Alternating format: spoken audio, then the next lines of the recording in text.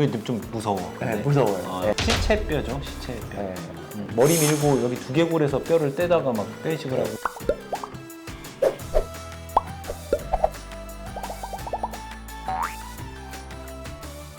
안녕하세요. 백몽TV 박재훈 원장입니다. 정수윤 원장입니다. 오늘은 임플란트 뼈이식에 대해서 뼈이식, 예, 뼈이식에 그렇죠. 대하여 이제 뭐 저희가 지금 말씀드리려고 하는 것들은 어떤 경우에 뼈이식이 필요하고 뼈이식을 이제 하는 재료들이 어떤 것들이 있고 이제 보통 많이들 물어보시죠. 이거 하면은 저는 뼈이식이 필요한가요? 뼈 이식을 보통 해야 되는 경우가 뭐 여러 경우가 있겠지만은 거의 대부분 발치를 하게 되는 경우가 잇몸병 때문인데 네. 이가 흔들거린다라는 거는 뿌리를 잡고 있던 뼈가 다 녹았다는 다 얘기죠. 녹아서 이제 이를 빼게 되는 거거든요. 여기 사진 보면은 보통은 이제 잇몸병에서 발치하는 치아를 보면 이렇게 뿌리 쪽에 치석이 굉장히 많습니다. 그러니까 이 주변에 있던 뼈가 다 이제 염증화가 돼서 뭐 고름이 차 있던 육아 조직이 차 있던 뼈가 다 녹아버리는 거죠. 물론 이제 이를 발치한 채로 남겨두게 되면은 뼈가 차기는 차요. 차긴 차는데 예전 상태로 차지는 못해요. 그러면 이제 임플란트를 심었을 때 그거를 어느 정도 보강을 해줘야 되거든요. 그렇죠. 근데 이제 환자분들 입장에서는 좀 걱정이 되겠죠. 이 뼈가 도대체 어떤 뼈가 들어가는 건지. 제일 많이 받는 질문이 뼈이식 한다고 했는데 무슨 뼈? 어떤 뼈를 쓰나요? 그렇죠. 뭐 이런 얘기를 하죠. 큰 종류로 따져보면은 뭐 동종골, 이종골, 합성골 이렇게 이제 보통 세 가지가 있죠. 동종골은 뭐죠? 그게 좀 무서워. 네, 근데. 무서워요. 네. 그러니까 딱 거부감이 들 수는 있어. 네. 네. 사람 뼈예요, 사람 뼈. 시체뼈죠, 시체뼈. 네. 그거를 잘 이제 소독하고. 잘 뭐 이렇게 소독하고 이렇게 해서 쓰는 건데 이제 그런 것들이 저희가 이렇게 뭐 소독하고 이러는 건 아니고 네. 제품으로 나와요. 네. 네, 동종골. 그 다음에 이종골은 이제 보통 소뼈, 소뼈, 돼지뼈. 네, 소뼈, 돼지뼈 이런 것들도 이제 제품으로 보통 나오게 되고 그러니까 이제 합성골은 합성 물질 HA 하이드로아파타이트라고 하는 이런 물질 합성 물질을 가지고 뼈이식 재료로 보통 쓰게 되고 그 외에 환자분 수술하면서 채취했던 환자분의 자가골도 같이 이제 섞어서 쓰기도 하고요. 자가치아. 그렇죠. 네, 발치한 치아를 가지고 뼈이식 재료를 만들어서 쓰는 경우도 있고. 뭐 아주 간단한 과정은 아닌데 내 치아를 조금 갈아서 뼈 이식 재료로 쓴다라는 거는 상당히 좀 안심이 될 수가 있겠죠. 네. 네. 근데 네. 이제 환자분들이 그럼 이식하는 그 뼈가 실제로 내 뼈가 되는 것이냐라고 생각을 하시는 분들이 있을 것 같아요. 정확하게 얘기를 하자면은 뼈 이식이라고 하는 거를 우리는 이제 GBR이라고 얘기를 해요. 그죠? 그렇죠. 풀어보세요.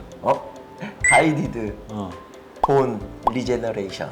네, 영어로 쫙 네, 오케이. 그렇게 됩니다. 그러니까 이제 골유도 재생술이라고 생각을 하시면 됩니다. 그러니까 우리가 이식한 그 뼈가루 자체가 뼈가 되는 게 아니고요. 그 뼈가 상실된 공간에 우리가 이제 뼈 이식을 하게 되면은 얘가 이제 스페이서 역할을 하게 돼요. 건물로 따지면 철근 같은 거라고 생각하시면 될 것 같아요. 철근 같은 역할을 해서 그 구조를 딱 이게 찌그러지지 않게끔 해주고 그 다음에 우리가 뼈 이식을 좀 크게 많이 해야 된다라고 했을 때 반드시 사용해야 되는 게 멤브레인을 네, 막을 인공막을 덮게 됩니다. 그러니까 이제 원리에 대해서 설명을 드리자면은 이제 뼈 세포들을 유도를 해서 그걸 재생을 시켜서 뼈를 만들어야 되는데 보통 그냥 우리가 이를 뺀 상태에서 뼈가 함몰된 상태로 그냥 놔두게 되면은 잇몸에서 자라나오는 속도랑 뼈를 만들어서 자라나오는 속도가 잇몸이 자라나는 속도가 훨씬 더 빨라요. 그러니까 이제 뼈가 없던 그 공간이 잇몸으로 채워질 가능성이 높은 거예요. 그래서 어떻게 보면은 이제 인공막을 통해서 뼈 이식 재료를 넣고 그 위를 이제 덮어줌으로써 잇몸이 자라는 속도를 늦춰주는 거죠. 잇몸이 못 자라오게 막아주는 거죠. 네. 뼈가 그 공간을 채워줄 때까지 이 막이 그걸 막아주는 역할을 네, 하는 버텨주는 거죠. 역할을 하는 겁니다. 이거 너무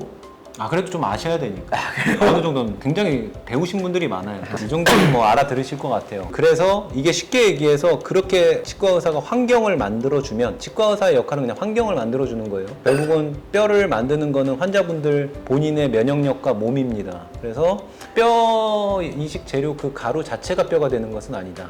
얘는 스페이서 역할을 해서 뼈세포로 나중에 치환이 될 때까지 버텨주는 역할을 한다 라고 생각을 하시면 될 것 같아요. 우리가 넣는 그 가루뼈가 그 자체가 뼈가 되는 건 아니라는 얘기예요. 물론 이제 자가골은 좀 얘기가 다르긴 하죠. 예전에 진짜 임플란트 수술 막 무식하게 하던 때는 머리 밀고 여기 두개골에서 뼈를 떼다가 막 뼈이식을 하고 여기서 엉덩이에서 뼈 떼가지고 일일이 붙이고 네. 나의 실제 뼈를 떼다가 이제 뼈 이식을 하는 경우는 그거 자체가 뼈가 돼요. 왜냐면 그것 자체가 뼈를 생성하는 세포가 들어가 있기 때문에. 근데 그 외에 뭐 동종골이랄지 뭐 이종골 동결건조를 다 시키기 때문에 네, 이런 것들은 실제 뼈가 되지는 않아요. 각자의 장단점은 있는 것 같아요. 네. 환자분들이 오셔서 이거 소뼈예요?